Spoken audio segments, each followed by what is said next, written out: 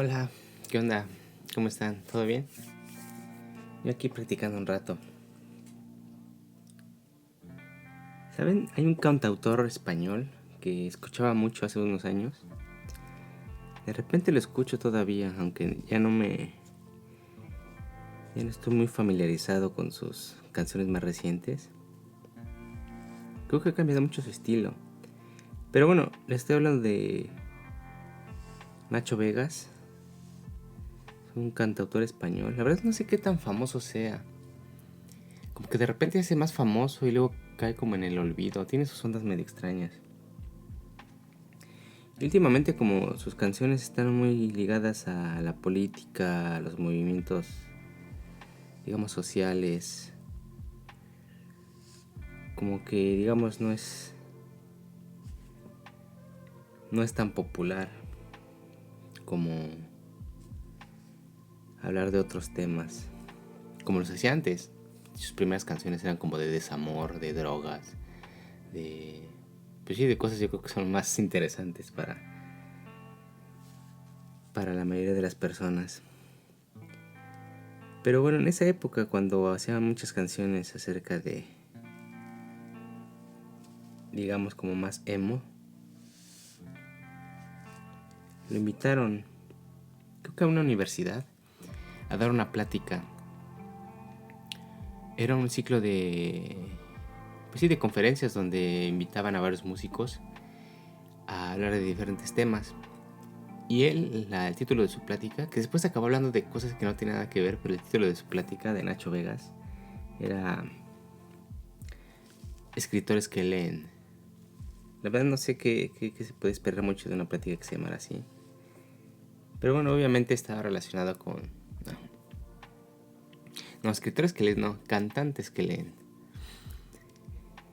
La plática pues estaba orientada, digamos, el objetivo era hablar un poco acerca de la influencia de la literatura en las composiciones de los cantantes, digamos en general y particularmente de Nacho Vegas, ¿no?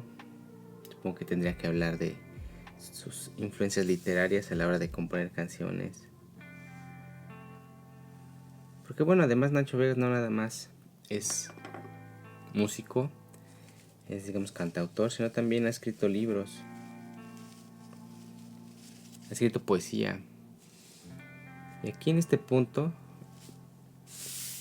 es donde creo que hace un principal énfasis en la escritura de la poesía, en la lectura de la poesía, como su importancia a la hora de la composición de las canciones, que al fin y al cabo pues sus canciones pues es poesía con música, por lo menos él lo refiere así. Y uno de los ejemplos más claros que ponen es, y bueno, el ejemplo que ponen no es con uno de sus poemas, no es con una de sus canciones que haya escrito él.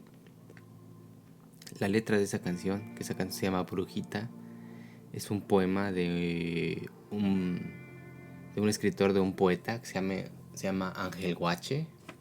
Tiene unas cosas muy cagadas. Es como una especie de poeta, digamos, un poco convencional. Y esta canción, este poema llamado Brujita, que así textualmente se adaptó a una canción que se dio el mismo título, una canción de Nacho Vegas. O sea, si ven la letra se pueden ver que el poema es un tanto, pues digamos, poco ortodoxo, ¿no? En cuestiones de... Al fin y al cabo es un poema de amor. Dice... ¿Cómo va? Brujita, hoy quiero desde este agujero decirte que muero por ti. Por tus manos frías, por las brujerías y por tu forma de toser. O sea, se dan cuenta que a pesar de que supuestamente es un poema de amor, o sea, las imágenes que produce, bueno, empezando por el título, ¿no? De Brujita, ya es un tanto raro. Pero este poeta, sí les digo, Ángel Guache, tiene poemas de ese estilo. En esa conferencia, pues, Nacho Vegas puso como ejemplo de cómo él adaptó directamente un poema, que en este caso no era suyo, pues le puso música, lo arregló para hacer una canción. Y pues sí, que y habló también acerca de otras de sus muchas influencias a la hora de componer. Pero aquí lo que me llama la atención es que, por ejemplo, en esta plática no hizo referencia a otras de sus canciones que tiene una gran influencia, por no decir plagio, de otros poemas que no son suyos, obviamente. Hay una canción que se llama Taberneros. No recuerdo en qué disco viene, creo que es en el de La Zona Sucia. Pues es una canción de desamor, así como muy emo, ¿no? O sea, el coro dice: ya se fue mi amor, no volverá y me voy a emborrachar, ¿no? O sea, ese es el coro de la canción que se repite una y otra vez. Y cada que se repite ese coro, en cada estrofa mete como una especie de poemita, ¿no? Así súper lacrimoso. Y en esa conferencia él no hace referencia a esa canción. Y hasta donde yo tengo entendido, hasta donde yo sé, nunca se ha dicho explícitamente, ni siquiera en el disco viene, que esa canción, digamos, sea una adaptación de poemas que no son suyos. O sea, esa canción la hizo pasar como si la hubiera escrito, digamos, por completo. Pero fíjense qué casualidad que yo considero de los plagios a obras más antiguas que existen. Y por el contenido de esos poemas no pareciera que fuesen tan antiguas. Pero esta canción de Taberneros, les digo, es así súper lacrimosa, ¿no? Así súper emo. O sea, en una de estas estrofas dice algo así como: me dormí para poder verte en sueños. Dice: de saber que solo era un sueño, no me habré despertado. O sea, se imagina una imagen así súper emo, ¿no? Así casi como los poemas que escriben los niños de secundaria.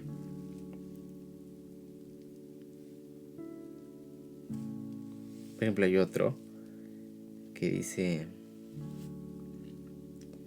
si despiertas y los pies te están doliendo, es que estuviste toda la noche caminando por mis sueños. O sea, está bonito el poema, pero o sea, también sacado un poco de contexto y metido en esta canción que les digo es así súper emo. Y entre el coro de ya se fue mi amor, así de me voy a emborrachar y ya mi amor nunca volverá, como que sí se pasa un poco de cursi. Pero fíjense, aquí la cuestión interesante es que este plagio, o sea, voy a llamarle plagio porque no he visto en ningún lugar que se acepte que es una adaptación de poemas. Estas frases son pasadas así casi calcadas textualmente de traducciones al español que se hicieron, de traducciones al inglés de poemas japoneses. Pero fíjense, cuando les digo que es un plagio de obras muy antiguas, es porque estos poemas fueron escritos, yo creo, hace más de 1000 años. O sea, son poemas que se escribieron entre el siglo IX y el siglo X en Japón, que, digamos, se considera como la era dorada. Así como hay un siglo de oro en la poesía española, hay también un siglo de oro, una época dorada en la poesía japonesa, y que se considera precisamente entre los siglo IX y el siglo X, en la era Heian, y donde se, digamos, hubo mucho auge en la creación de poemas, y aquí de diferentes estilos, pero uno que fue muy, digamos, tuvo mucha popularidad, es uno que se conoce como waka. Aquí, o sea, decimos waka, pero, o sea, waka realmente lo que significa, wa es el símbolo que generalmente se referencia a Japón, como washoku, que es comida japonesa. Ese wa, siempre que existe ese wa, se hace referencia a Japón, y ka es poema, ¿no? O sea, waka sería como poema japonés. O sea, no dice nada sobre el contenido. Pero bueno, así como hay poemas que tienen una forma, digamos que tienen un formato, que se tiene que seguir, como el soneto, ¿no? Que son estrofas de 4 versos, 3 y 3 con una determinada rima. Por ejemplo, otro poema japonés que es el haiku, que está igual con 5, 7, 5 sílabas. En este caso el waka tiene un poco más de libertad, es un poco más extenso, es un poema de 31 sílabas.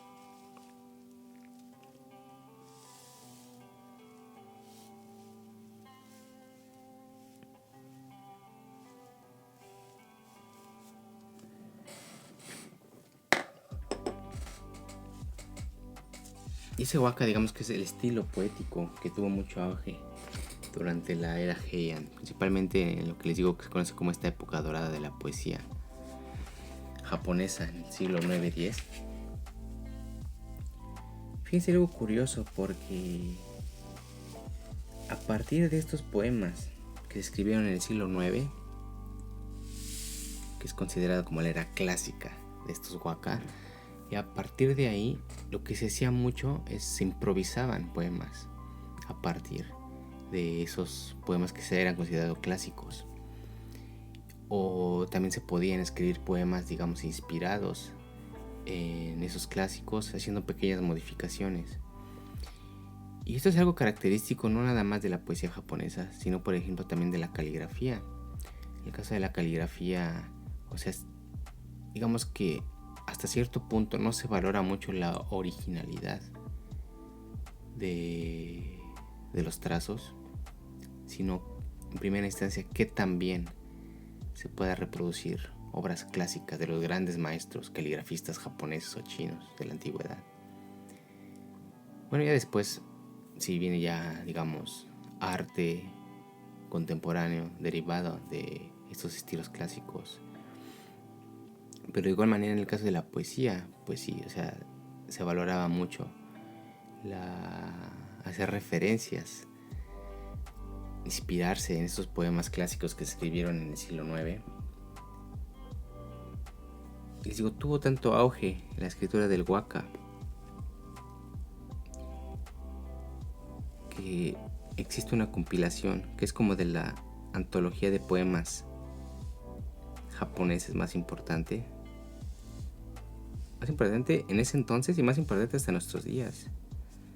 Si buscan una antología japonesa de poemas, sí, de poemas digamos, que representen muy bien lo que es la poesía japonesa, ya tienen que ir obligadamente al Kokinshu, o como son wakas, se conoce también como el Kokin o Akashu. Que Kokin o Akashu es una recopilación de waka, de poemas que escribieron en ese entonces, hace más de 1000 años. Y en ese poema, en esa antología de poemas, vienen poemas como el que le decía. Si de saber que solo era un sueño no me habría despertado. O otro poema.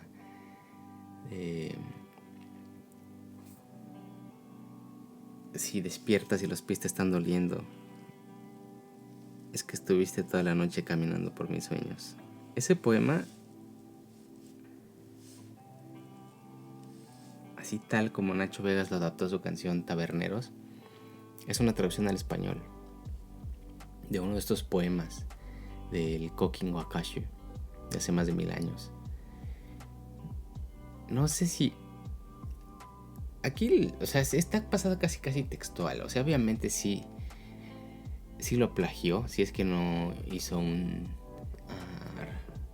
digamos reconocimiento explícito de que tomó esos poemas para hacer su canción, como sí lo hizo en el caso de Brujita.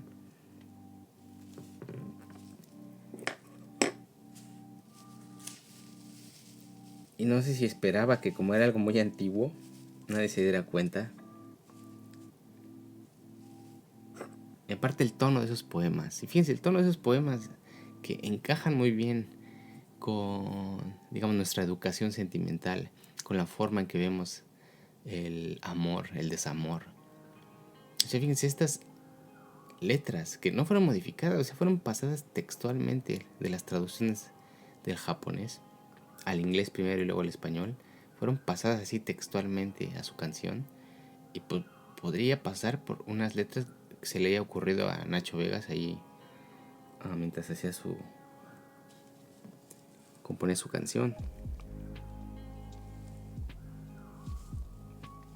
Ya fíjense la manera en cómo se expresaban las personas acerca del amor, cómo expresaban sus sentimientos a una persona que extrañaban en el Japón de hace 1000 años. No difiere mucho en cómo nos expresamos ahorita. Parece que pues sí, nuestra educación sentimental no ha cambiado mucho. No ha cambiado mucho y no difiere mucho tampoco en las diferentes, digamos, regiones del planeta Tierra, ¿no? Pero bueno, estoy platicando esta cuestión de los waka, de estas poesía clásica japonesa y del auge que tuvo, la importancia que tuvo en la era Heian, que precisamente el Genji Monogatari, que se escribió por el siglo XI, o sea, ya se escribió cuando ya había pasado, digamos, la era de oro de la poesía. O sea, todos los poemas que se improvisan, o bueno, que supuestamente se improvisan, ¿no? Pero que Murasaki probablemente les haya puesto un poco más de cabeza a la hora de componerlos, pues hacen referencia o tienen como inspiración estos poemas clásicos de antologías como el Kokin Wakashu.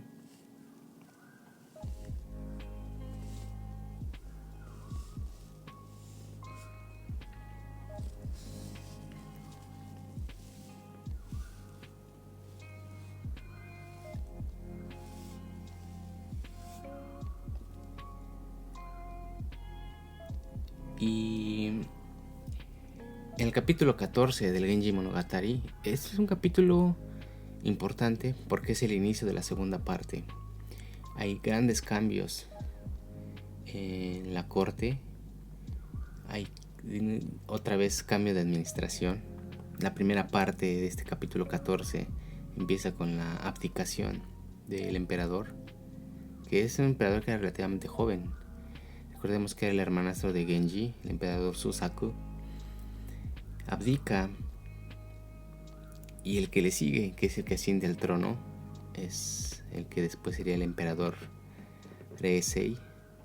Y este emperador Reisei es digamos que públicamente, oficialmente, es el hijo del antiguo emperador con la madrastra de Genji. Pero pues que nosotros sabemos, porque pues Murasaki ya nos lo contó anteriormente, que fue producto de una aventura que tuvo Genji con su madrastra. Entonces realmente el nuevo emperador es el hijo de Genji con su madrastra, pero bueno, claro, eso no lo dicen públicamente porque se les haría un mega desmadre ahí en la corte.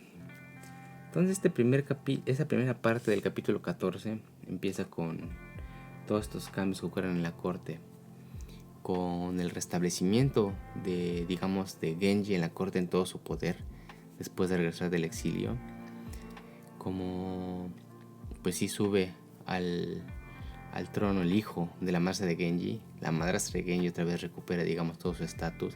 Genji otra vez se le concede un puesto importante en la corte.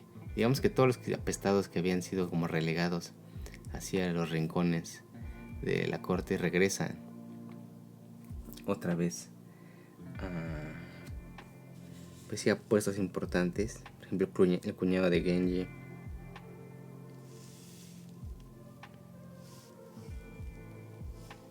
Y pues por el contrario, todos de los que estaban del lado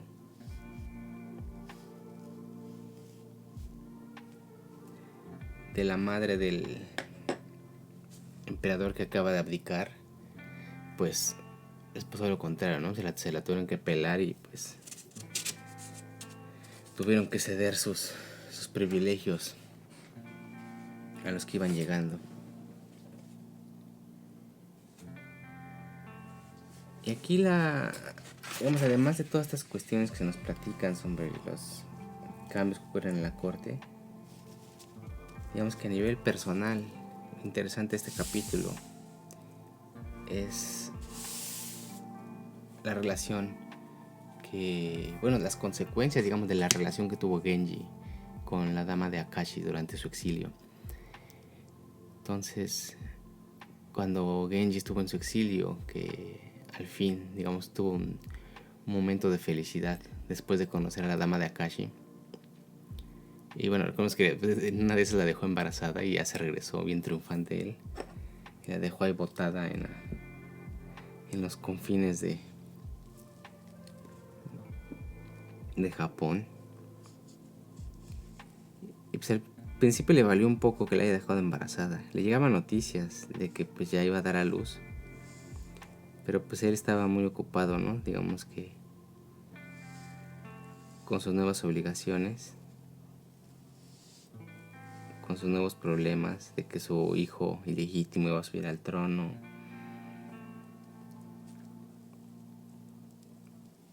De reencontrarse, digamos, con todas sus amantes que había dejado abandonadas. Principalmente con Murasaki, bueno, con su esposa realmente, ¿no? Que era la que más extrañaba. Como para pensar en lo que le estuviera pasando a la chava que dejó embarazada en una de sus aventuras en el exilio. Pero después, cuando ella se entera de que la dama de Akashi dio a luz, le llegan las noticias de que dio a luz a una niña. Y yo creo que el hecho de que fue una niña como que le remueve algo adentro. Le da un poco de culpa que la haya dejado abandonada y que su hija haya nacido, digamos, en esos lugares tan alejados de la mano de Dios. Y como que eso le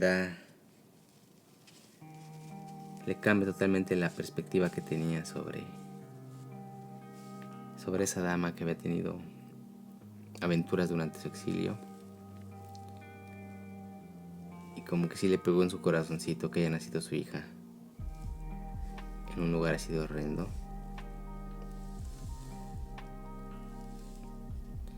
Pues lo que hace es que ella empieza a tener contacto otra vez con la dama de Akashi, un contacto ya más seguido, y le promete que en cuanto pueda se la va a traer a ella y a su hija a la corte para que no tengan que estar sufriendo por ella, ¿no? Digamos que se reconcilia de cierta manera. Y en una de esas, así en esos ataques de culpa, va y le confiesa a Murasaki, a su esposa, pues las ondas que tuvo, ¿no? Que tuvo como resultado una hija. Y pues ella, como esposa abnegada, aparte porque no le puede dar un hijo, pues como que le perdona siempre todo, ¿no? O sea, con un poco de rencor, que a veces no puede esconder tanto, pero pues ya le perdona que ha tenido sus aventuras y que haya engendrado una hija. Aunque ya después este güey bien cínico, el Genji, le dice, pues, cuando venga aquí a la corte, pues igual y te puedes llevar bien con ella, ¿no? Te puedes llevar bien con la dama de Akashi y pues puedes cuidar también ahí de la niña tú si quieres, ¿no? O sea, este güey bien cínico, ¿no? Ya cuando le pasan sus ataques de culpa, es un pinche güey sin escrúpulos. Pero bueno, eso se va a la primera parte. Después ocurre un episodio interesante, que toda esta cuestión de los poemas que les platicaba es donde tiene su parte importante en este capítulo. El nombre del capítulo 14, es Miotsukushi.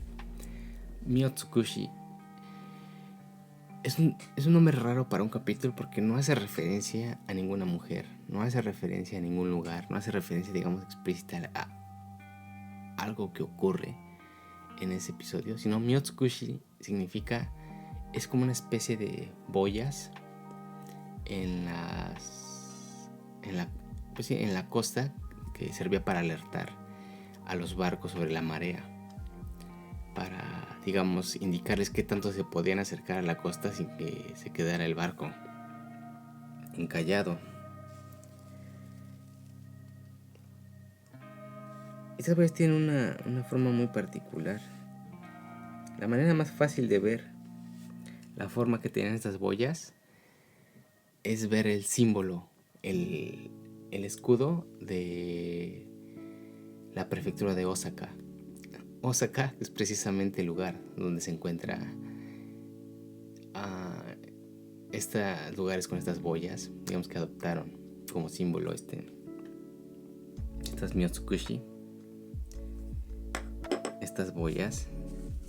Digo, es algo raro que se menciona en este capítulo un objeto que podría ser, digamos, de menor interés. O sea, porque unas boyas serían merecedoras de ser el nombre de un capítulo, de un episodio, ¿no? Pero aquí se le pone este título porque hay un intercambio de poemas interesantes a esta manera del waka entre Genji y la dama de Akashi. Y dentro de estos poemas se menciona, por ejemplo, si me arrojo al mar, como las boyas de Naniwa. Naniwa es en Osaka. Como las boyas de Naniwa, tal vez nos encontremos del otro lado, ¿no? O sea, como haciendo referencia de que me arrojo al mar y podré llegar donde estás tú, ya sea en la costa de Akashi, o haciendo referencia con esta cuestión de que se suicidan y se encuentran en la otra vida, ¿no? Es, digamos, como una interpretación de la importancia de estas boyas en la relación que tiene Genji con la dama de Akashi. Y la otra interpretación que se le da también es que así como las boyas se mantienen a flote, digamos que el amor entre Genji y la dama de Akashi se mantiene a flote sin importar la distancia, sin importar todas las complicaciones, sin importar de que esté o esté casado, ¿no? Entonces hay un intercambio interesante de poemas en este capítulo.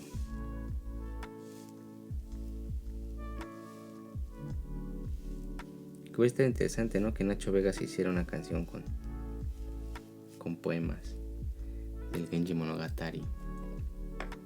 Tiene poemas muy bonitos esta recuperación que les platicaba al principio del Kokin Wakashi. Por ejemplo, también en la mente otro que dice: así como la nieve se derrite al empezar la primavera, ojalá así se fundiera tu corazón con el mío.